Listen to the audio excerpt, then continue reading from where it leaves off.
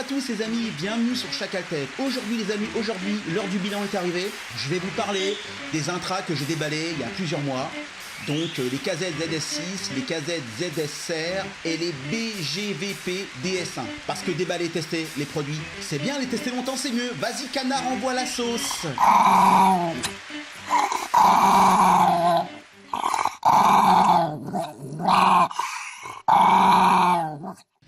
Donc les amis, je vais vous dire ce que je pense des intras. Alors avant de commencer cette vidéo, déjà si la vidéo vous plaît, un petit pouce en l'air, ça fait toujours plaisir et ça m'aide. Vous pouvez aussi vous abonner à la chaîne, vous pouvez partager la vidéo, c'est super sympa. Je vais vous parler vite fait. J'ai reçu les KZ ZS10. Alors j'ai pas fait de vidéo de déballage, parce que bon, la boîte est comme d'habitude chez KZ, hein, rien de particulier, hein, c'est toujours la même chose, vous voyez. Donc je me suis dit un déballage ça sert à rien du tout. Par contre ce que je ferai, bon je les ai écoutés vite fait, ils sont pas encore bien rodés. Je reviendrai vers vous dans une prochaine vidéo et je vous dirai ce que j'en pense, hein. Mais aujourd'hui on va parler des KZ ZS6, des ZSR et des BGVP. Voilà. Et moi, je vais vous dire ce que je pense de ces intras. Alors, je vais commencer par les KZ ZS6, ceux que je préfère. Je vais être franc avec vous, je les kiffe. Ils sont énormes. Pour le prix, franchement, je vois pas comment ils ont pu faire pour réaliser des écouteurs à ce prix-là. Ils sont énormes. Alors, ce que je conseille déjà, moi, personnellement, déjà, sur ces 3 écouteurs, je conseille des câbles cuivre. Oubliez l'argent. Enfin, en tout cas, moi, les tests que j'ai faits, avec l'argent, c'est catastrophique. Franchement, dans les 3 intras, c'est la cata. À tous les coups, ça n'amène rien. Ça amène de la sibilance. Il n'y a rien d'intéressant avec l'argent. En tout cas, de mon point de vue, hein. Peut-être que vous, l'association que vous pourrez faire avec vos baladeurs ou vos téléphones sera mieux avec de l'argent. Mais sincèrement, moi, en tout cas, l'argent, j'en veux plus en entendre parler pour l'instant. Parce que j'ai pas trouvé de bonne association. Vous voyez, des câbles, j'en ai plein. J'en ai testé plein. Hein. Et franchement, à tous les coups, ça revient tout le temps, le cuivre. Voilà. Et limite, prendre le câble d'origine, vous voyez le câble qui est vendu avec les ZSR, qui est d'origine, ça c'est pas de l'argent, donc forcément c'est bien. Alors, on s'en fout qu'il soit par argent. Nous, ce qu'on veut, c'est avoir un son intéressant, un bon son. Et le problème, c'est que moi, j'ai vu les câbles argent, ça déséquilibre complètement le son en général. Voilà. C'est ce que moi, j'ai remarqué. Alors, je sais pas. Dites-moi ce que vous en pensez, parce que moi, j'aimerais bien avoir votre avis aussi, hein. Moi, c'est mon expérience. Maintenant, peut-être que tout le monde ne sera pas d'accord avec moi. Mais bon, en attendant, c'est ce que je pense. Voilà. Donc, je vais vous parler des ZS6 que je trouve exceptionnels. Alors, c'est des intras qui sont semi-ouverts. Alors, si vous voulez retrouver la vidéo de déballage que j'avais fait, où j'en parle un petit peu, vous pouvez regarder dans mes vidéos, hein, vous allez retrouver ça sans problème. Alors, ce qui est intéressant avec ces intras, c'est que moi, ce que j'ai ressenti, c'est que il y a une scène sonore énorme. Une grande scène sonore. J'ai l'impression d'avoir des enceintes, des grosses enceintes dans une grande pièce. Le grave est bon, l'aigu, alors l'aigu est bon, le médium est bon, mais l'aigu, il faut faire attention. C'est vrai que c'est des intras qui sont assez sensibles et c'est pas à mélanger avec n'importe quel baladeur ou n'importe quel DAP. Moi, j'ai les ai essayés avec le Xiaomi Mi Mix, une catastrophe, inécoutable. Franchement inécoutable, je trouvais ça pas terrible. Je les ai testés avec mon LG V30, pardon, le V10 aussi, mais le V10, vu qu'il démarre un coup sur deux. Mais le V30, j'ai testé avec le V30, j'ai testé avec le Sony, le DAP Sony, et j'ai testé avec le petit DAC FiO aussi, voilà. Et franchement, ça marche super bien sur les 3 appareils. Donc vraiment, alors évidemment, avec le Sony, c'est carrément autre chose. Bon, c'est normal, hein, c'est pas le même prix, hein. Mais je veux dire globalement, même avec le petit FiO là, qui coûte pas cher, qu'une centaine d'euros, que j'ai déballé il y a quelques mois aussi, pareil. Et il va y avoir un test qui va arriver. Avec par exemple le petit FiO, ça fonctionne super bien. Globalement, pas de souci. Par contre, je vous dis, il faudra faire attention à votre baladeur, hein. Si votre baladeur est un petit peu agressif, ça ira peut-être pas. Mais sincèrement, moi, je les trouve énormes. Après, vous avez les ZSR. Alors, les ZSR, ils sont bons aussi. Mais je dirais que la scène est plus intimiste. Je veux dire, c'est plus une écoute intimiste. C'est plus basseux. Il y a plus de graves. Les aigus sont intéressants, sont bien aussi. Le côté un petit peu analogique que ça peut procurer. Non, ils sont bien. Franchement, ils sont bien. Mais on n'est pas du tout dans le même style d'écoute que les ZS6. Là, vous avez une scène qui est beaucoup plus petite. C'est beaucoup plus intimiste. Moi, je préfère les ZS6. Voilà. Bon.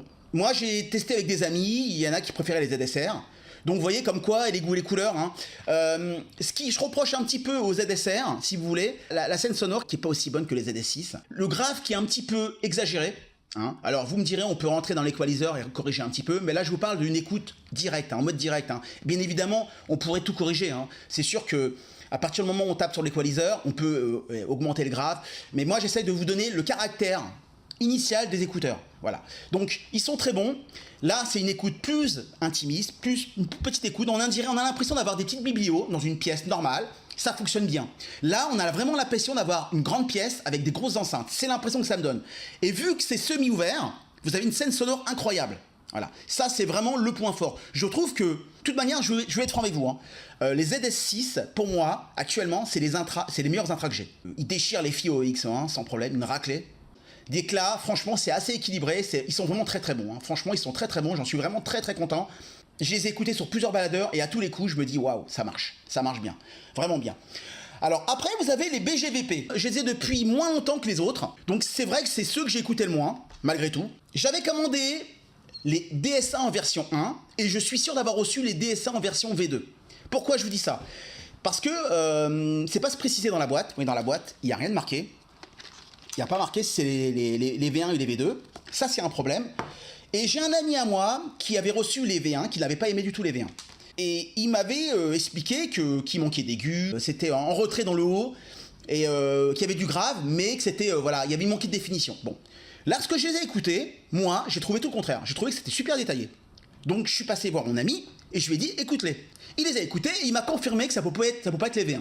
Donc, ils sont plantés, ils m'ont envoyé les V2. Ceci étant, j'ai l'impression que j'ai pas fait une mauvaise affaire, parce que j'ai l'impression que les V1 m'auraient pas plu. Hein. Parce que les V2, franchement, sont vraiment bien. Je trouve un petit peu trop dans l'aigu. C'est vrai, un petit peu trop détaillé dans l'aigu, un peu trop de sibilance. À mon goût. Maintenant, c'est vrai qu'ils sont pas mal quand même. Hein. Ils coûtent une quarantaine, une cinquantaine d'euros, je sais plus le prix. D'ailleurs, si ça vous intéresse, ils vont être à vendre parce que je peux pas tout garder. Hein. Donc, vous pouvez me contacter. Hein. Il y a le mail en bas de la vidéo si des fois ça vous intéresse.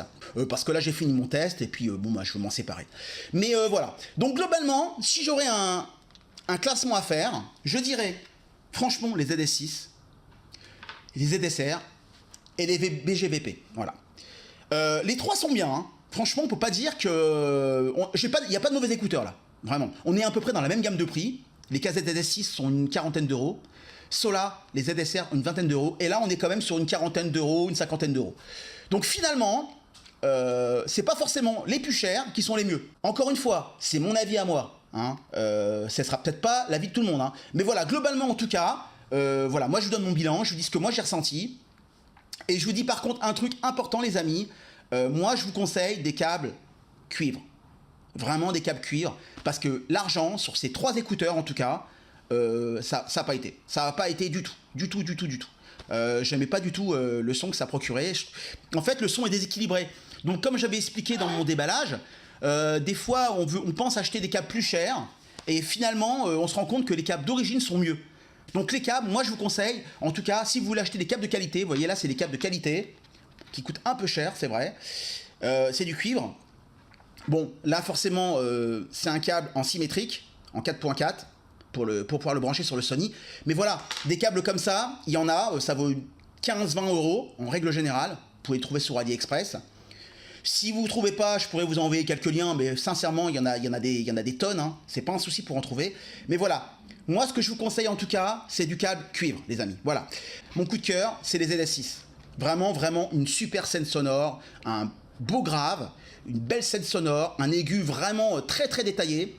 Alors peut-être même un peu trop détaillé. Ce que je vous conseille également les amis, c'est utiliser des embouts à mémoire de forme. Les amis, cette vidéo s'achève, c'est une vidéo rapide, hein. Simplement pour vous donner mon bilan. Hein.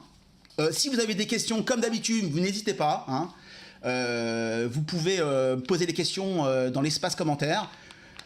Si la vidéo vous a plu, un petit pouce en l'air, ça fait toujours plaisir les amis. Et puis, vous pouvez aussi vous abonner à la chaîne, ça fait plaisir aussi. Il y aura très bientôt donc un petit test des ZS10, pardon. Il y a tellement de références, si vous voulez, que je commence un peu à m'embrouiller. Les ZS10 qui sont, que je viens de recevoir, hein, qui sont pas encore finis de rôder, hein. Je voulais simplement vous les faire montrer. Là, en général, je les fais tourner 24 heures sur 24 pendant une dizaine de jours. Et donc là, ils étaient en train de tourner, mais je les ai débranchés pour vous les faire voir, hein. Ils sont très très sympas. C'est censé être le haut de gamme de chez KZ. Et on verra si ils sont mieux que les ZA6. Voilà les amis. Cette vidéo s'achève les amis. Je vous dis à bientôt pour une prochaine vidéo. Vas-y mon poulet, envoie la sauce.